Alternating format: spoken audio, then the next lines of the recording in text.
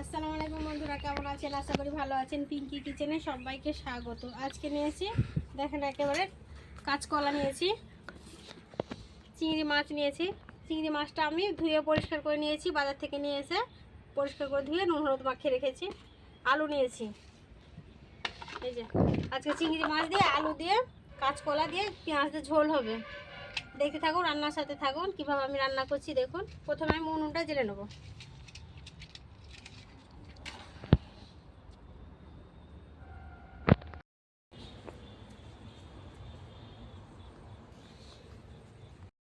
উনুনটা জেলে নিয়েছি, কড়া বসিয়ে দেবো। কড়াটা গরম হতে থাক, আমি এগুলো কাঁচকলা আলু এগুলো সব কেটে নেব। গামলি নিয়েছি, গামলিতে পানি নেবো। কাঁচকলা কাটার জন্য একটু দেবো হলুদ গুঁড়ো, অল্প দেবো নুন। যেহেতু কাঁচকলা কাটলে কষ্ট লাগবে না, তার জন্য হলুদ গুঁড়োটা দিয়ে দিলাম।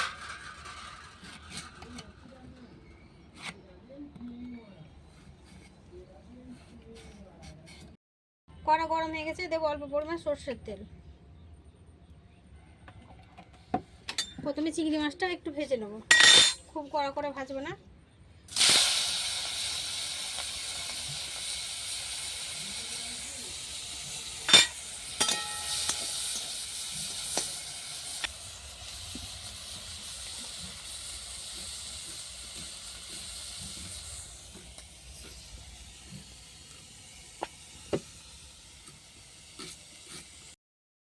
চিংড়ি মাছটা ভেজে নিয়েছি, উঠে নেবো।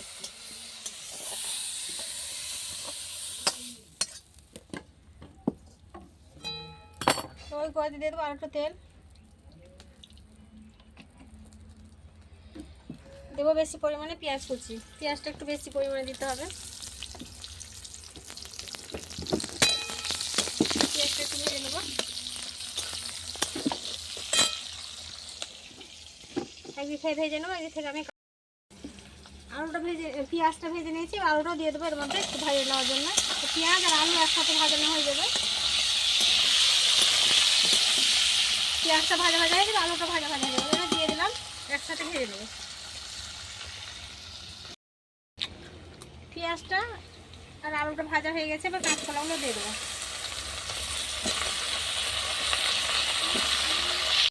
আলু পেঁয়াজ কাঁচকলা ভাজা ভাজা হয়ে গেছে, এবার দেবো আদা রসুন বাটা।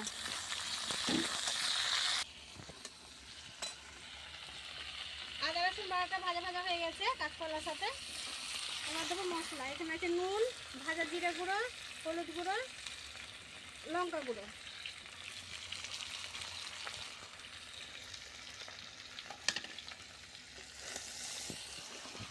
এগুলো মশলা দিয়ে ভেজে নেবো, একটু কষিয়ে নেবো।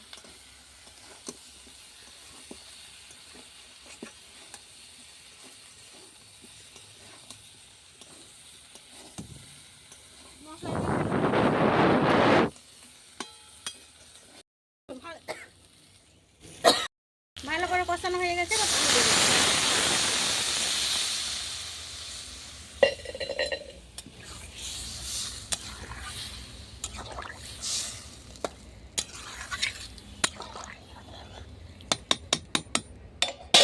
চিংড়ি মাছটা দিয়ে আবারও 2-3 মিনিট ঢাকা দিয়ে দেবো।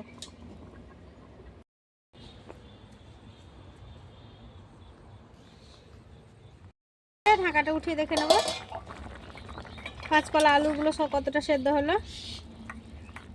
সেদ্ধ হয়ে গেছে। এবার আগে থেকে ভেজে রাখা চিংড়ি মাছগুলো দিয়ে দেবো।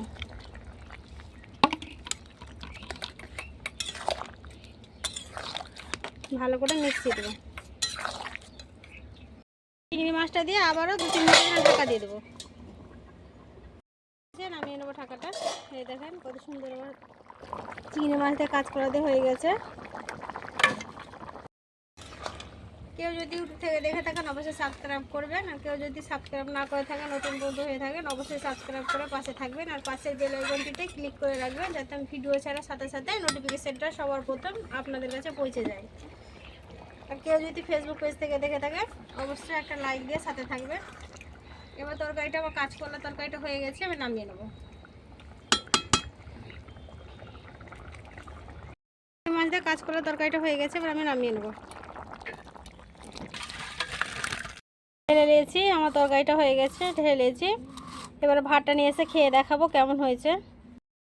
ভাতটা নিয়ে চলে এসেছি, আর কাঁচকলা তরকারিটা খেয়ে দেখাচ্ছি কেমন হয়েছে। নিলাম কাঁচকলা,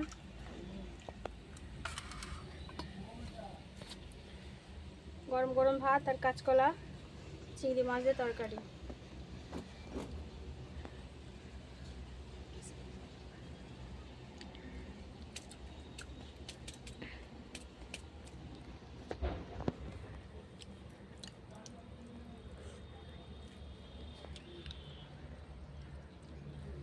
দারুণ স্বাদের হয়েছে। এভাবে একবার হলো চিংড়ি মাছ কাঁচকলা আলু তরকারিটা করে খাবেন। আলুটা আপনারা স্কিপ করতেও পারেন, যেহেতু আলুটা আমি দিয়েছি আমার মেয়ে পছন্দ বলে, তাই। যদি ভালো লাগে অবশ্যই লাইক কমেন্ট শেয়ার করবেন, সাবস্ক্রাইব করে পাশে থাকবেন। সুস্থ থাকবেন, সাবধানে থাকবেন। আবারও পরবর্তী অন্য কোনো রেসিপি নিয়ে আপনাদের সাথে হাজির হব। পুরো রেসিপি দেখার জন্য ধন্যবাদ।